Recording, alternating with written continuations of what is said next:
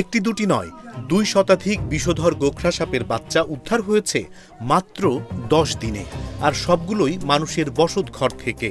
মেহেরপুর জুড়ে এমন ঘটনায় চরম আতঙ্ক ছড়িয়ে পড়েছে স্থানীয়দের মধ্যে। বর্ষার এই সময়ে ঘরের মেঝের নিচেই যদি লুকিয়ে থাকে বিষধর গোখরা, তাহলে নিরাপত্তা কোথায়?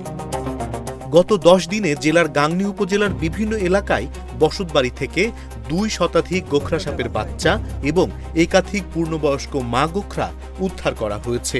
গাজীপুর, হাড়ভাঙ্গা, ভবানীপুর, দেবীপুর, বেতবাড়িয়া একটির পর একটি গ্রামে মিলছে একই চিত্র। অনেকেই ঘুমাচ্ছেন, হাঁটছেন কিংবা নামাজ পড়ছেন, অথচ ঠিক পায়ের নিচেই ছিল বিষধর সাপের আস্তানা। জিনিস আছে আমরা তো জানিনি, এখন আছে তো নেকটি, ওখানে সবসময় আমার পিঠের উপর দিয়ে যাওয়া আসা সবকিছুই আমরা করেছি। স্থানীয়দের খবর পেয়ে ঘটনাস্থলে ছুটে যান গাংনী উপজেলার বেতবাড়িয়া গ্রামের সাপধরায় পরিচিত অলিল মিয়া। ঘরের মেঝে, ইটের ফাঁকে কিংবা মাটির গর্তে খুঁজে বের করেন মা গোখরা ও তার বাচ্চাগুলো। উদ্ধার করা সাপের বাচ্চাগুলো প্লাস্টিকের পাত্রে সংরক্ষণ করা হয়।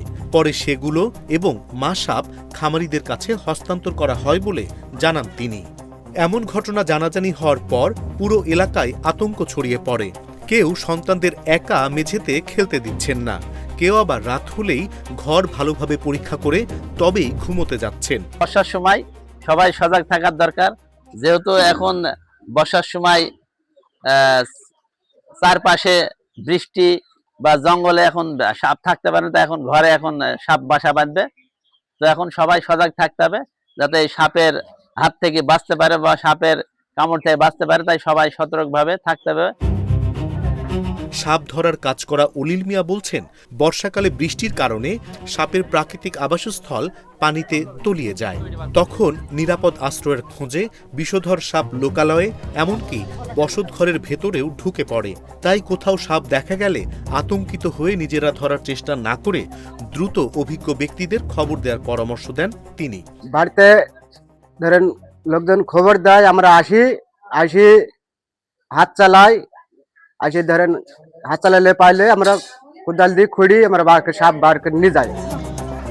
বিশেষজ্ঞরা বলছেন, বর্ষাকালে ঘরের আশপাশ পরিষ্কার রাখা, ইঁদুরের গর্ত বন্ধ করা, অপ্রয়োজনীয় ঝোপঝাড় পরিষ্কার করা এবং রাতে হাঁটার সময় টর্চ ব্যবহার করলে সাপের ঝুঁকি অনেকটাই কমানো সম্ভব। বর্ষার এই সময়ে একটু অসতর্কতা ডেকে আনতে পারে প্রাণঘাতী বিপদ।